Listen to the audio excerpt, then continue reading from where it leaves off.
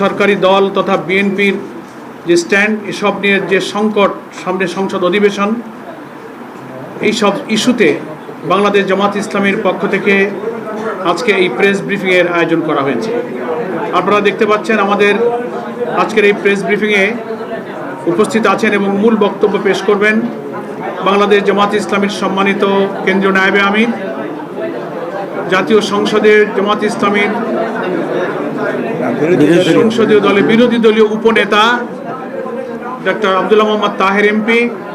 আমাদের সঙ্গে উপস্থিত আছেন বাংলাদেশ জামাত ইসলামীর সহকারী সেক্রেটারি জেনারেল মৌলানা রফিকুল ইসলাম খান এমপি, সাইফুল আলম খান মিলন এমপি। আমাদের সঙ্গে উপস্থিত আছেন অ্যাডভোকেট শিশির মনির, কেন্দ্রীয় গণপরিষদ সদস্য। আমাদের প্রচার বিভাগের জাহিদুল রহমান সাহেব সহ আরও অনেক নেতৃবৃন্দ আমরা এখানে উপস্থিত আছেন। আমরা সময় আর লম্বা না করে এক্ষুনি আজকের প্রেস ব্রিফিংয়ের মূল বক্তব্যে চলে যাচ্ছি। মূল বক্তব্য পেশ করার জন্য আমি অনুরোধ করছি জাতীয় সংসদে বিরোধী দলীয় উপনেতা বাংলাদেশ জামাত ইসলামীর সম্মানিত কেন্দ্রীয় নায়েবে আমির ডক্টর সৈয়দ আব্দুল্লাহ মোহাম্মদ তাহের এমপি। এখন বক্তব্য রাখছেন আব্দুল্লাহ মোহাম্মদ তাহের এমপি। বিসমিল্লাহির রহমানির রহিম। নাহমাদুহু ওয়া নুসাল্লি আলা রাসূলিল কারীম। জামাত ইসলামীর মাননীয় নেতৃবৃন্দ এবং সাংবাদিক বন্ধুগণ, আসসালামু আলাইকুম ওয়া রাহমাতুল্লাহি ওয়া বারাকাতুহু। বেশ কিছুদিন পরেই আমরা একটা ফর্মাল সাংবাদিক সম্মেলন করছি, যদিও প্রায় প্রতিদিনেই নানাভাবে প্রেস ব্রিফিং করা হচ্ছে আমাদের অনগোয়িং সিচুয়েশন। আমাদের 12ই ফেব্রুয়ারি যে নির্বাচন, সেটি বাহ্যিকভাবে মোটামুটি অ্যাকসেপ্টেবল একটা নির্বাচন, কিন্তু সময় যেতে যেতেই সেদিন সন্ধ্যা থেকে খবর আসছিল যে নানা জায়গায় কেন্দ্র দখল হয়েছে, জাল ভোট দেওয়া হয়েছে, আমাদের এজেন্টদেরকে জোর করে বের করে দেওয়া হয়েছে, অনেক জায়গায় এজেন্টদেরকে শুরু থেকে ঢুকতে দেওয়া হয়নি, এবং প্রিসাইডিং অফিসার এবং তাদের এজেন্টের যোগসাজশে ব্যালট কাটা হয়েছে। ব্যাপক অনিয়মের খবর আমাদের কাছে আসছিল এবং আমরা সেটি আপনাদেরকে জানিয়েছি। প্রায় 53টি আসনে আমরা অফিসিয়ালি আমাদের অভিযোগ দাখিল করেছি এবং সেই ভিত্তিতে ফার্দার আইনি যে লড়াই, সেই লড়াই অব্যাহত আমরা রাখছি এবং রাখব। কিন্তু গতকালকে আমরা একটা রাজসাক্ষী পেয়েছি। সেই রাজসাক্ষীর নাম হচ্ছে সাবেক উপদেষ্টা অধ্যাপিকা রিজওয়ানা, অ্যাডভোকেট রিজওয়ানা। তিনি একটা সাংবাদিকের সাথে কথা বলে এটা প্রকাশ করেছেন যে আমরা যারা তার ভাষায় নারীদের উপযুক্ত অধিকারকে নিশ্চিত করতে পারে নাই, তারা বিরোধী দলে থাকলেও আমরা কিন্তু তাদেরকে মূলধারা বা প্রধান শক্তি হিসাবে আমরা আসতে দিই নাই। তাহলে বোঝা যায় আমরা যে ইলেকশন ইঞ্জিনিয়ারের যে কথা আসছিল বা আসছে, সেটাকেই উনি নিজেই স্বীকার করে রাজসাক্ষী হয়েছেন। তো আমরা এখন এটাকে জানতে চাই ওনার কাছে বা তৎকালীন তত্ত্বাবধায়ক সরকারের কাছে এবং আজকের সরকারের কাছে, যে তারা তাদের যোগসাজশে কি ইঞ্জিনিয়ারিংয়ের মাধ্যমে বাংলাদেশ জামাত ইসলামীকে মূলধারা বা প্রধান দল হিসাবে মেজরিটি পেতে তারা বাধাগ্রস্ত করেছে এবং সেটাতে দেয় নাই। এবং আমরা এটাও জানতে চাই মাননীয় সাবেক উপদেষ্টার কাছে যে ইঞ্জিনিয়ারিংয়ে ওনার সাথে আর কারা কারা জড়িত ছিল, পুরা গভর্নমেন্ট ছিল নাকি গভর্নমেন্টের একটি শক্তিশালী অংশ ছিল যারা নির্বাচনকে প্রভাবিত করেছে, এবং তাদের ডিজাইন অনুসারে সেখানে ডিসি, এসপি, টিওনো, ওসি, প্রিসাইডিং অফিসার ইত্যাদি নিয়োগ করে আইনশৃঙ্খলা পরিস্থিতির লোকদেরকে নিয়ন্ত্রণ করে তারা তাদের এই কাঙ্ক্ষিত যে সংখ্যা, সেই সংখ্যায় একটি দলকে জিতানোর জন্য তারা ব্যবস্থা গ্রহণ করেছিল। জাতির কাছে এটা স্পষ্ট করতে হবে এবং আমি এই সরকারের কাছে দাবি জানাবো রেজওয়ানা আহমেদকে তারা রেজওয়ানা হাসানকে তারা কিভাবে জিজ্ঞাসাবাদের আওতায় আনবেন এবং আওতায় এনে তার কাছ থেকে পরিষ্কার যে সিচুয়েশন তিনি তৈরি করেছিলেন সে সম্পর্কে ওনারা জানবেন, আমাদেরকে জানাবেন, দেশবাসীর কাছেও এটা পরিষ্কার করবেন।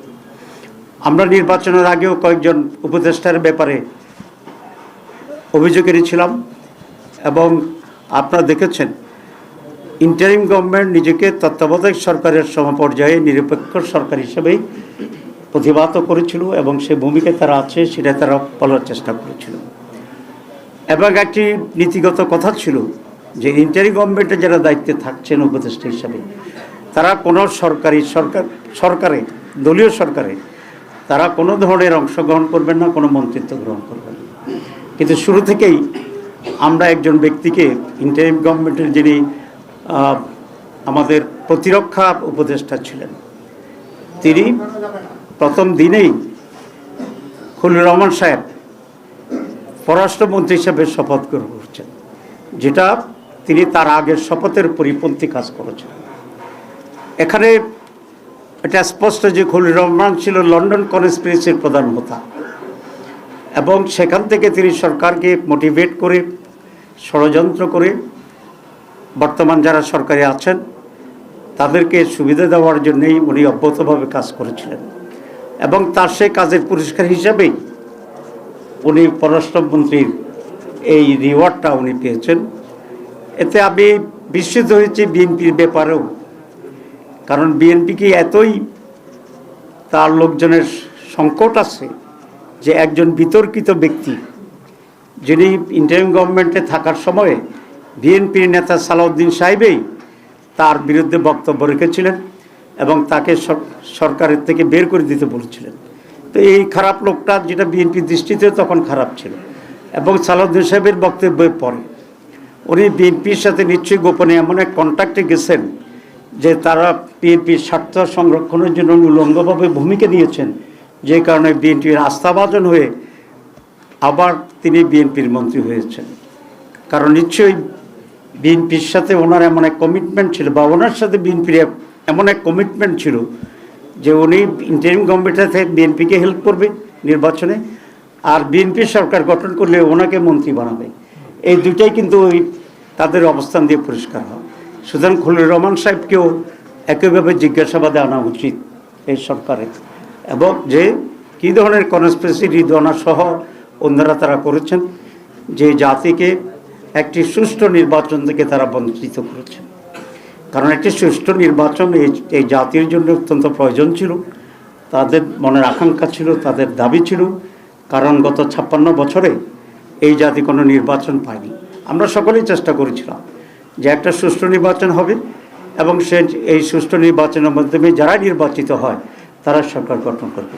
এই যে জাতির আকাঙ্ক্ষা, এই যে জুলাই লড়াই, এই যে জীবন দেওয়া, এই যে রক্ত, এই যে আমাদের রাজনীতির গতিপক্ষে পরিবর্তন করে দেওয়ার যে গাদ্দারি, দালালি, জাতির সাথে বিদ্রোহ, এই সব কিছুর জন্যে এরা দায়ী।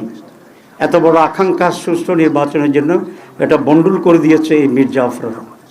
সুতরাং এই মীর জাফরদেরকে, খলিলুর রহমানকে আমি দাবি করব, সরকার যদি স্বচ্ছতার কিছুটা হইলেও পরিচয় করতে চায়, এবং সেই খলিলুর রহমান তো নিরাপত্তা উপদেষ্টা, আমি বলেছি ডিফেন্স অ্যাডভাইজার ছিল, নিরাপত্তার অ্যাডভাইজার ছিল, তো তাকেও মন্ত্রিসভাতে বের করে দেওয়া উচিত এবং তাকেও জিজ্ঞাসাবাদে এনে ষড়যন্ত্র কী হয়েছে সেটাকে বের করা উচিত। আর রিদওয়ানা তো নিজেকেই বলছে আমি রাজসাক্ষী হয়েছি নিজেই, এবং তার কাছ থেকেও এই সত্য উদ্ঘাটন করা অত্যন্ত জরুরি। দ্বিতীয় যেটি সেটা হচ্ছে, আপনারা জানেন যে নির্বাচনের দিন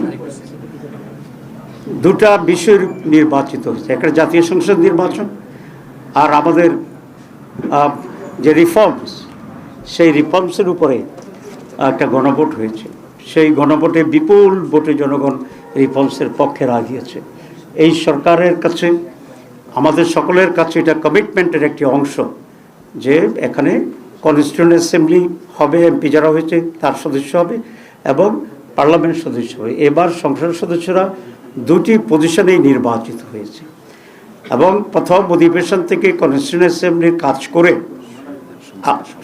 সংবিধান সংস্কার সভা যেটা অন্যান্য সময় কনস্টিটিউয়েন্ট অ্যাসেম্বলি হিসেবে কাজ করে, এইটা করে আগে আমাদের যে রিফর্মসের উপরে যে গণভোট হয়েছে সেটাকে অ্যাকসেপ্ট করা, সেটাকে সাংবিধানিক বৈধতা দেওয়া এবং তার ভিত্তিতে যে সমস্ত রিফর্মসগুলো অ্যাকসেপ্টেড হবে সে আলোকেই পরবর্তী পর্যায়ে রাষ্ট্র, সরকার এবং আমাদের অধিবেশন, পার্লামেন্ট সব কিছু সেভাবেই পরিচালিত হবে। কিন্তু আমরা দেখছি যে এই সংস্কার ইস্যুতে চ্যালেঞ্জ করে কোর্টে রিট করা হয়েছে। আসলে কোনো সরকারের ইঙ্গিত ছাড়া এই ধরনের রিট হওয়ার কোনো সম্ভাবনা অতীতে আমরা দেখছি ছিল না। সুতরাং এই সরকার নানাভাবেই সংস্কার যে কমিটমেন্ট সেখান থেকে সরে আসার জন্য নানা খুচরা খাসরা মানুষ দিয়া রিটের নামে এটাকে ডিলে করাচ্ছে। এবং খুবই আনফর্চুনেট হচ্ছে এই যে আমরা আইনের শাসনের কথা বলছি এবং কোর্টকে আমরা স্বাধীন করার জন্য দীর্ঘদিন ধরে আমরা সংগ্রাম করছি এবং সেটাকে স্বাধীন করা হয়েছে। কিন্তু স্বাধীন হইলেও কতিপয় জাজেরা মানসিকভাবে নিজেরা স্বাধীন হইতে চায় না। সেই জন্য সরকারের ডিকটেশনে এখনও তারা জনগণের স্বার্থের বিরুদ্ধে রায় দিচ্ছে। যে রায় তারা দিয়েছে এটার বিরুদ্ধে আমরা আবার আইনি লড়াই করব, সাথে সাথে জনগণকে সংগঠিত করে পার্লামেন্টে এবং পার্লামেন্টের বাইরে আমরা এর বিরুদ্ধে জনমত গড়ে তুলব।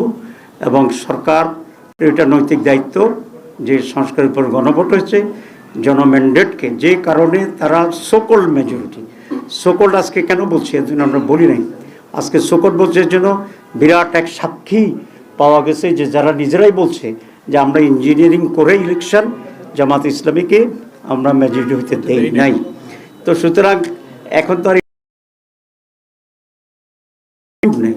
তো সোকল্ড মেজরিটি পাওয়ার পরে তারা গভর্নমেন্ট ফর্ম করার পরে তাদের এটা দায়িত্ব যে রিফর্মস প্রস্তাবনার উপরে যে গণভোট হয়েছে, যে কারণে বেশি ভোট পাওয়ার দাবি করে তারা সরকার গঠন করেছে, তাদের নৈতিক যে অবস্থান সে কারণে বেশি ভোটে গণভোট জিতার কারণে এটাকে ইমপ্লিমেন্ট করা গণতন্ত্রের দাবি, নৈতিকতার দাবি এবং জনমতেরকে সম্মান করার, শ্রদ্ধা করার দাবি। সেজন্য আমরা মনে করি যে পার্লামেন্ট 12 তারিখে বসছে, সেদিন থেকেই তারা এই রিফর্মস যে আমাদের প্রস্তাবনা গণভোটের মাধ্যমে যেটা অ্যাপ্রুভ হয়েছে সেটা বাস্তবায়নের জন্য তারা সঠিক উদ্যোগ নেবেন। কিন্তু আমরা বিজ্ঞানীকে দেখেছি তারা শপথ নেন নাই। দুটো শপথ ছিল, একটা হচ্ছে পার্লামেন্ট মেম্বার হিসাবে আর একটা হচ্ছে সংবিধান সংস্কার পরিষদের শপথ নেওয়ার পরে। আমরা দুটোই নিয়েছি। আমরা আমাদের কমিটমেন্টের উপরে অনড় আছি আমরা এবং ভবিষ্যতে আমরা থাকবো। আমরা কেন নিয়েছি এই জন্য এটা আমি বলেছি যে তারা রুলস করতেছে যে আমরা কেন নিয়েছি আদালতের শপথ, সেটার জন্য তারা আদালতে গিয়েছে। আদালতকে তারা ব্যবহার তারা অবজ্ঞা করার জন্য একটি ষড়যন্ত্রের ভিতরে দিয়ে চলছে। আমরা এটি নিন্দা করছি এবং আমরা আশা করি গণভোটের রায়কে সকলেই মেনে নিয়ে আমরা সংস্কারকে গ্রহণ করব পরিপূর্ণভাবে এবং সে আলোকেই এই সরকার দেশ পরিচালনা করবে। আমরা সর্বাত্মকভাবে সহযোগিতা করব। স্বাক্ষরকারী দল হিসেবে অঙ্গীকারও তারা ভঙ্গ করছে। হ্যাঁ, জুলাই সনদের স্বাক্ষরকারী যে দল সেখানে এখানে আছে, আপনার দেখি এটা কত 3-2 এই দুইটা একটু সময় দিন। এখানে একটাতে আছে জুলাই জাতীয় সনদ 2025-এর বৈধতা ও প্রয়োজনীয়তা সম্পর্কে কোনো আদালতকে প্রশ্ন উত্থাপন করব না। উপরন্তু উক্ত সনদ বাস্তবায়নের প্রতিটি ধাপে আইনি ও সাংবিধানিক সুরক্ষা নিশ্চিত করিবে। এটা যারা সাইন করেছে এটা তাদের অঙ্গীকার এবং এটা বিএনপিও সাইন করেছে, আমরাও সাইন করেছি। সুতরাং এটা যদি বিএনপি না করে তাহলে তাদের এই অঙ্গীকারের সুস্পষ্ট ব্যর্থ হবে।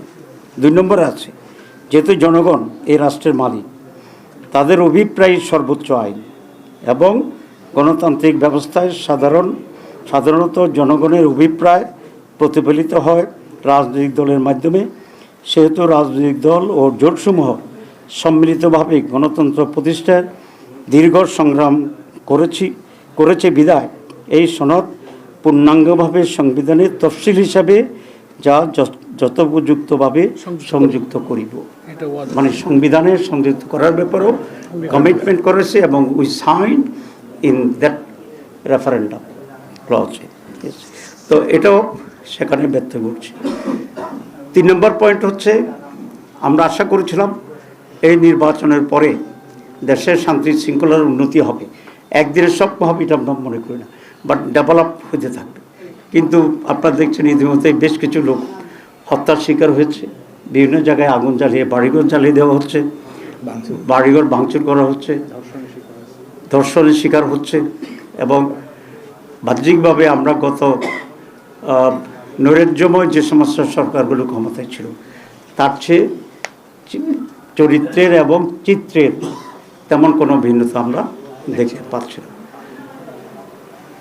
বিরোধী দলের লোকেরা যেখানে ভোট দিয়েছে, বেশি আমাদেরকে ভোট দিয়েছে, সে সমস্ত জায়গায় তারা হামলা করতেছে, হুমকি দিচ্ছে এবং জনজীবনকে নিরাপত্তাহীন করে তুলছে।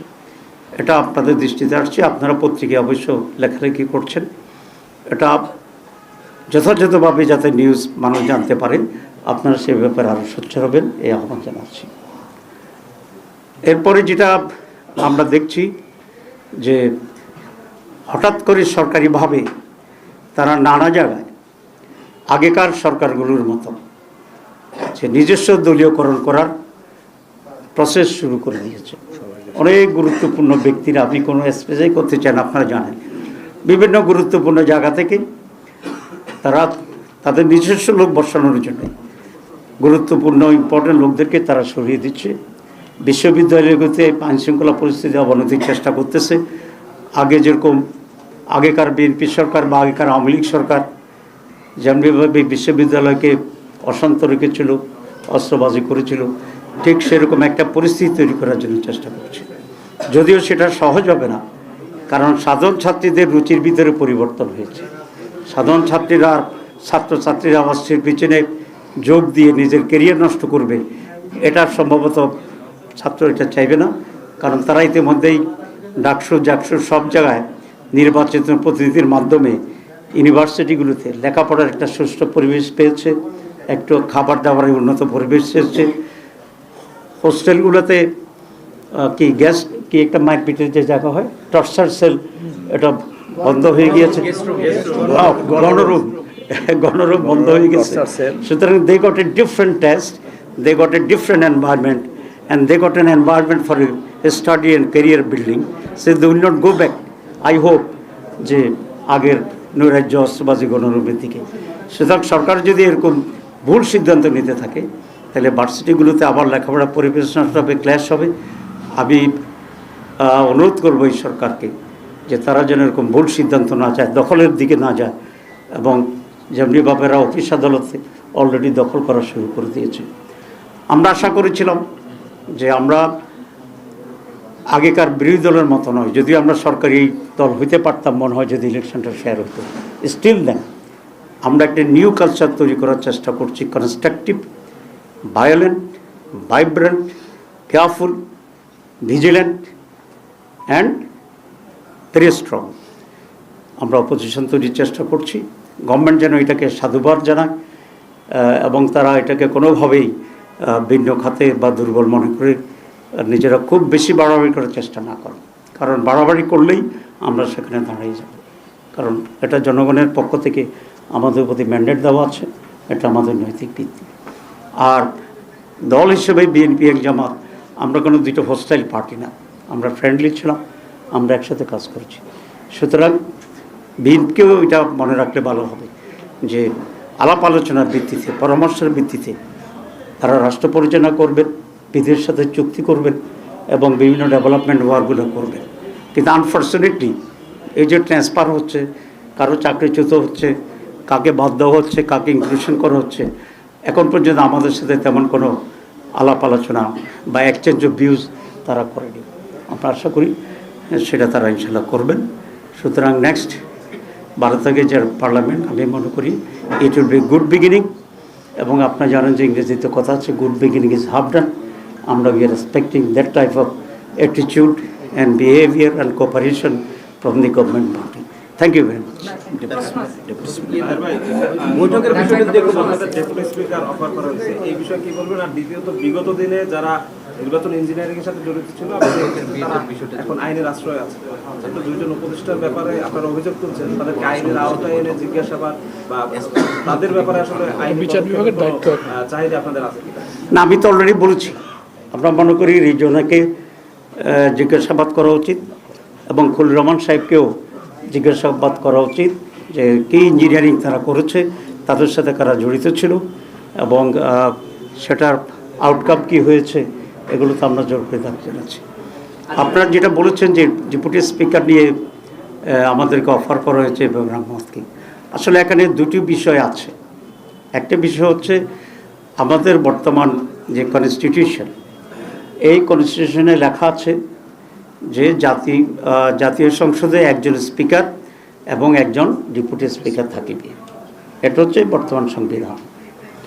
আর আমরা যে রিফর্মস প্রস্তাবনা আমাদের যেটা আছে, সংস্কার প্রস্তাবনায় জুলাই চার্টারে, সেখানে আমরা একমত হয়েছি, প্রস্তাব দিয়েছিলাম যে একজন স্পিকার থাকিবে, দুইজন ডেপুটি স্পিকার থাকিবে।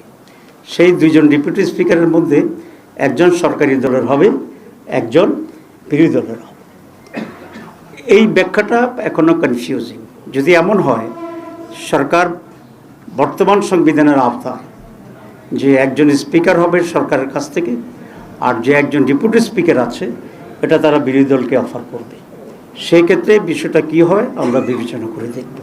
তবে সেই জন্যে তাদের কাছ থেকে আমাদেরকে অফিসিয়ালি লিখিত প্রস্তাব পাওয়া জরুরি। আমরা যদি সেই লিখিত প্রস্তাব পাই ফ্রম দি গভর্নমেন্ট, তখন আমরা বসে আমরা আলোচনা করে আমাদের সিদ্ধান্ত জানাবো। This is one. সেকেন্ড হচ্ছে জুলাই সনদের আওতায় যে একজন স্পিকার, দুইজন ডেপুটি স্পিকার থাকবে। তো এটা যদি তারা মনে করেন যে ওই জুলাই সনদের অংশ হিসাবে একজন ডেপুটি স্পিকার আমাদের দিবে, একজন তাদের থাকবে, তাহলে এটার কোনো বৈধতা নাই, আনলেস যে রিফর্মসের গণভোটের যে রিফর্মসের টোটাল যেটা আছে এটার বাস্তবায়ন না হওয়া পর্যন্ত। তো সেটা টোটাল বাস্তবায়ন হইলে যদি দুইজন হয়, একজন আমাদেরকে অফার করে, তখন আমরা আইনি ভিত্তিটা পর্যালোচনা করে সেটা আমরা দেখব। সুতরাং এখানে দুটো অংশ আমি আবার রিপিট করছি টু বি ভেরি ক্লিয়ার। একটা হচ্ছে বর্তমান সংবিধানের আওতায় একজন স্পিকার থাকিবে, একজন ডেপুটি স্পিকার থাকিবে। সেক্ষেত্রে স্পিকার সরকারি দল নেবে এবং আমাদেরকে ডেপুটি স্পিকার অফার করবে। এখানে আইনের খুব বেশি ব্যর্থ নেই। তবে সেক্ষেত্রে আমরা মনে করি সরকার আমাদেরকে লিখিত প্রস্তাব দিলে আমরা বিষয়টা নিয়ে পর্যালোচনা করে আমাদের সিদ্ধান্ত জানাবো। আর যদি দ্বিতীয়টি হয় যে তারা দুইজন ডেপুটি স্পিকার, এর ভিতরে একজন আমাদেরকে দেবে, একজন আমাদেরকে দেবে না, এটার বৈধতার কোনো সুযোগ নেই। এ ধরনের প্রস্তাবের তো আমাদের গ্রহণ করার কোনো প্রশ্নই আসে না। বরং আমাদের দাবি থাকবে যে জুলাই চার্টারকে পূর্ণাঙ্গভাবে বাস্তবায়নের উদ্যোগ নিয়ে এটাকে যদি আইনি ভিত্তি দেওয়া হয়, সংবিধান ইনক্লুড করা হয়, তখন দুইজনের স্পিকার আইনসম্মত হবে, সংবিধান সম্মত হবে এবং একটি বিরোধী দলকে দিলে, একজন সরকার নিলে এই আইনি ভিত্তি হবে, তখন এটা বিবেচনা করা হবে। Unless it has no legal basis, এটা করা যাবে না। আর প্রথমটা আমি বলেছি, সরকার যদি আমাদেরকে লিখিত প্রস্তাব দেয় তখন আমরা এটা বসে বিবেচনা করব এটা নিয়ে কী করা যায়। কোনো একজন ব্যক্তি বা মন্ত্রী মৌখিকভাবে বললে বা সাংবাদিককে বললে এটাতে তো রেসপন্ড করা difficult. We need official proposal.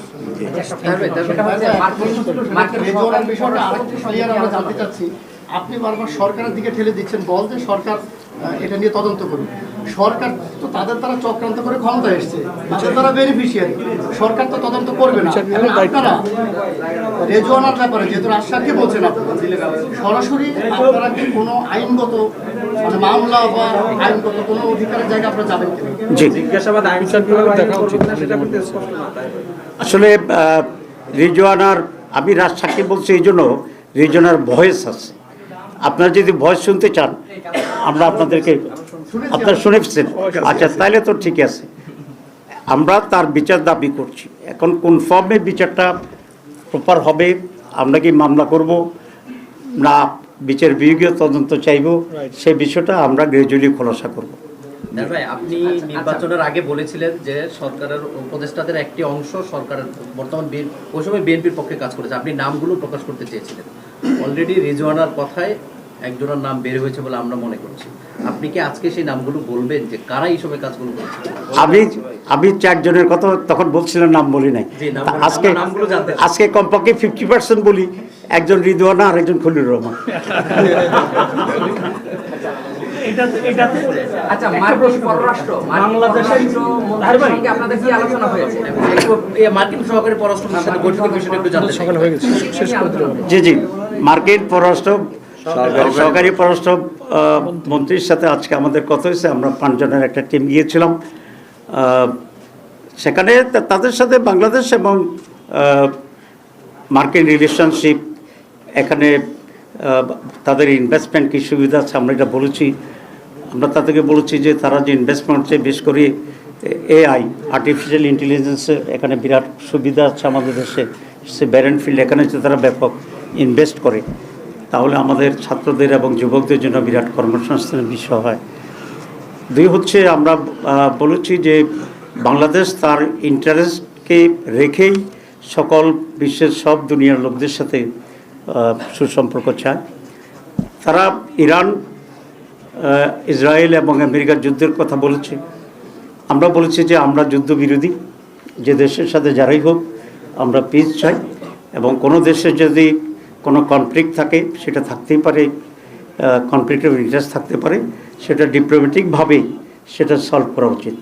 সুতরাং এনি ওয়ারকে আমরা কন্ডেম করি এবং আমরা চাই তোমরা খুব স্বল্প সময়ের ভিতরে ডিপ্লোম্যাটিক হইতে এই ওয়ারকে বন্ধ করা উচিত। যুক্তরাষ্ট্রের সঙ্গে যে বাণিজ্য চুক্তি, সেটা আপনারা সমর্থন করেন কিনা? বাণিজ্য চুক্তির ভিতরে কতিপয় জিনিস আছে যেগুলো বাংলাদেশের জন্য প্রয়োজন, তো অতটুকুকে তো এই সরকারকেও ক্যারি অন করতে হবে সেখানে। সুতরাং এই সরকারকেও ক্যারি অন করতে হবে, এবং এটাকে আমরা এই মুহূর্তে খুব স্ট্রংলি অপোজ করছি না, কারণ এখানে বাংলাদেশের সাথে বাণিজ্যের অনেকগুলো বিষয় আছে। তবে আমি এটা বলে আসছি যে বাংলাদেশ তোমাদের কাছ থেকে অনেক কটন আমদানি করে, তারপরে সয়াবিন আমদানি করে, মিল আমদানি করে, সয়াবিন মিল আমদানি করে। তো আমরা যদি হিউজ ইম্পোর্টার, আমরা তোমাদেরকে রিকোয়েস্ট করব যে চুক্তির চেয়েও আরও কম ট্যারিফে তোমরা বাংলাদেশ থেকে গুডস বাংলাদেশ থেকে পাঠাবা, এটা তাদেরকে আমরা বেশি অনুরোধ করে আসছি। একটা ছোট প্রশ্ন, আপনি বক্তব্যে বলেছেন যে হামলা, ধর্ষণ, ঘটনা ঘটছে, আইনশৃঙ্খলা পরিস্থিতি, দলীয়ভাবে আপনাদের অবস্থানটা কি? কোনো কর্মসূচি বা এরকম কোনো চিন্তা ভাবনা করছেন? আমরা বলেছি যে আমরা অন্যান্য সময়কার নির্বাচনের পরে যে ধরনের একটি হট এক্সচেঞ্জ হয়, এসব নিয়ে ব্যাপক আইনশৃঙ্খলা পরিস্থিতির পরিণতি হয়, বিশাল প্রটেস্ট হয়, আমরা বুঝে শুনেই সেটাকে সেই লেভেলে যাইনি। কারণ আমরা চাচ্ছি একটু কালচারালি চেঞ্জ করার জন্য, যে আমাদের যা হয়েছে সেটার পরে আমরা কনস্ট্রাকটিভলি জানাচ্ছি, আমরা আইনের আশ্রয় নিয়েছি, আমরা খুবই নন ভায়োলেন্ট প্রটেস্ট আমরা করছি। কিন্তু এটা যদি সলিউশন না হয়, এটা বাড়তে থাকে, তখন তো আমাদেরকে আর একটু স্ট্রংলি রাস্তায় নামতে হবে, এবং পার্লামেন্টও আমরা সেক্ষেত্রে স্ট্রং ভূমিকা নেব। এত নিরাপত্তা পালন করছে যে কয়েকদিন পরে আপনাদেরকে যদি বিরোধী গৃহপালিত বিরোধী দল যদি তকমা দিয়ে দেয়, তখন কি করবে? তখন আমরা সেটাকে ওভারকাম করার জন্য যে ভূমিকা নেওয়া দরকার সেটা করব। আমরা বুঝবো যে জনগণ, আমাদের দেশের জনগণ খুব ভাইব্রেন্ট এবং খুব পিসফুল অপোজিশনকে তারা সেভাবে নিচ্ছে না, নাম্বার 1। নাম্বার 2 হচ্ছে, আমি এটা ব্যাখ্যা করেছি, আমরা এত নীরব নই, আমরা অনেক প্রটেস্ট করেছি, অনেক মিছিল করেছি, যে যে জায়গায় হামলা হচ্ছে সেখানে লোকালি আমরা প্রতিবাদ করতেছি, আমরা মামলা করতেছি, সাংবাদিক সম্মেলন করতেছি। এখন যদি এটা মনে করা হয় যে একটা ঘটনা ঘটলেই ব্যাপক তুমুল হুলস্থুল করে ফেলার দরকার, এটাকে আমরা মনে করি we should allow some more time to the government, যারা তাদের লাইনে আসার জন্য। যদি না হয় এটা তাদের কপাল। 2 নম্বর কথা আপনাদের মনে রাখতে হবে যে জামাতে ইসলামী আফটার অল দিস রিগিং, এ সমস্ত রিগিংয়ের পরে ব্যালট করে আমাদের ঢুকতে না দেওয়ার পরেও আমরা হিউজ ভোট পেয়েছি, যেটা সম্মিলিতভাবে অলমোস্ট মোর দেন 40%। আর বাংলাদেশে 3টি সরকার 40%-এর কম ভোট পেয়ে সরকার গঠন করছে। ঠিক আছে, সেটা আমরা যে ভোট পাইছি এটাকেও যদি ধরে নিই, তাতে সরকার গঠন করার মতো ভোট আমরা পেয়েছি। সুতরাং আমরা এগুলো মাথায় রেখে প্রিপেয়ারিং ফর দ্য ফিউচার, এবং আমরা জনগণের কনফিডেন্স অধিকতর পাওয়ার জন্য চেষ্টা করছি। সেটা হচ্ছে বর্তমান সংবিধান অনুযায়ী রাষ্ট্রপতি সংসদের প্রথম অধিবেশনে ভাষণ দিবে। জুলাই সনদ অনুযায়ী যেটা হওয়ার কথা না, বিএনপি অলরেডি স্টেটমেন্ট দিয়েছে তারা রাষ্ট্রপতির ভাষণ দেবে। এই ক্ষেত্রে আপনারা বলছেন যেহেতু জুলাই সনদ বাস্তবায়নের কথা প্রথম দিনই এটা হবে, সেক্ষেত্রে আপনাদের অবস্থা বয়কট করবেন কিনা আপনারা? আমরা এই বিষয়ে আলাপ আলোচনা করছি, সময় মতো আপনারা জানতে পারবেন। Thank you very much.